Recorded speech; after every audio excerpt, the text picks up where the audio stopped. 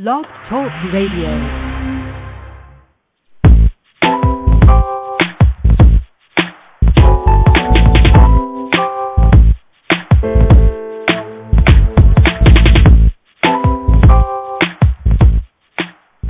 Welcome. You're listening to Perfectly Healthy and Toned Radio with your host, Darren Fat Man McDuffie. And now, prepare to get fat.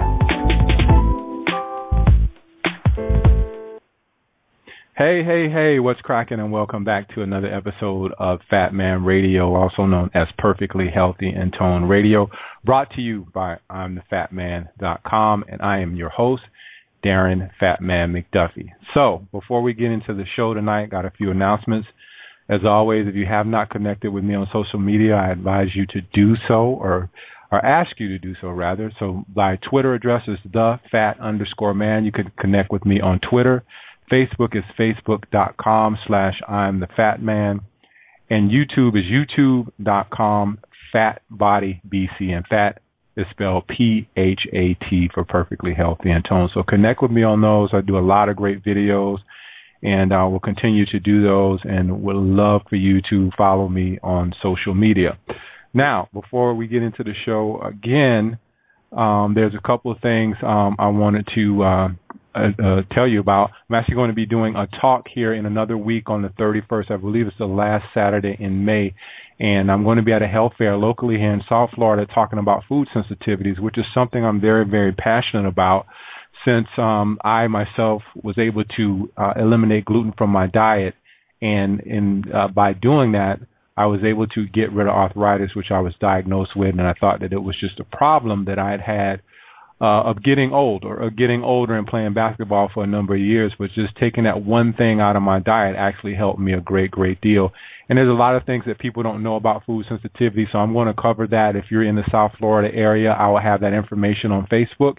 And please do come out and listen to me for that event, because there's a lot of foods out there that people are eating and think that they're healthy, but there is no healthy food per individual. So if you're someone that's eating something like broccoli and it's not healthy for you as an individual, then it can create inflammation in your body, and you would want to know that. And there's a couple of tests out there I'm going to talk about that you can take that will let you know what foods your body actually reacts to, and you can eliminate them, and thus eliminating inflammation in your body. So, all right, tonight we have a great show, and I discovered this woman by reading another person's book. I believe that I had Jimmy Moore on the show. He had the book Cholesterol Clarity. If you want to go back in the archives, you can listen to that show.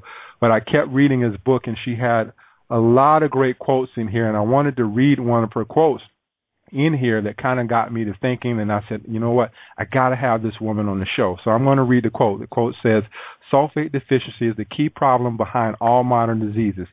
Everything comes back to this. Sulfate deficiency is caused by a combination of three things: a severe reduction in the ability of sulfur in food because of food processing, exposure to environmental toxins, and lack of sun exposure. Our bodies require sulfate to detoxify. Our bodies from the chemicals we are exposed to from plastic, pesticides, and aluminum. For example, glyphosate is the active ingredient in Roundup, which is widely used as a weed killer. Glyphosate actually disrupts sulfate transport to sulfate synthesis. Sunscreens often contain aluminum, which disrupts sulfate synthesis in the skin. Sunlight catalyzes sulfate synthesis in the skin. So if you're avoiding the sun and putting on sunscreen, you're preventing your skin from producing cholesterol sulfate. The skin is the major supplier of cholesterol sulfate to all the tissues, but thanks to various lifestyle choices, our skin is not able to do its job." So we're going to be getting into talking about this sulfur deficiency, the sun. I'm going to start talking about vitamin D and get Dr. Seneff's opinion on that. But before I do, I need to welcome her to the show. Good evening. Dr. Stephanie, Hi. Welcome to Perfectly Healthy and Toned Radio. How are you tonight? I'm great. I'm doing great. Thank you for having me. Yeah, thank you for being on the show. And I told everyone how I discovered you from some great quotes in Jimmy Moore's Cholesterol Clarity book. But you have a very, very interesting background. Can you share that with us? Because I know you were a graduate of MIT, and you were actually trained in robotics. Is that correct? Well, it's not quite correct. I mean, I've seen that on the web, but it's not true. I have an undergraduate degree in biology from MIT, in biology, with a minor in food and nutrition. I mean, it's not well known because my PhD is in computer science and electrical engineering, and most of my life I was doing research in computers, computer software, developing dialogues, developing systems that allow human-computer conversation about information sources. So basically, talking to the computer to get information from the web.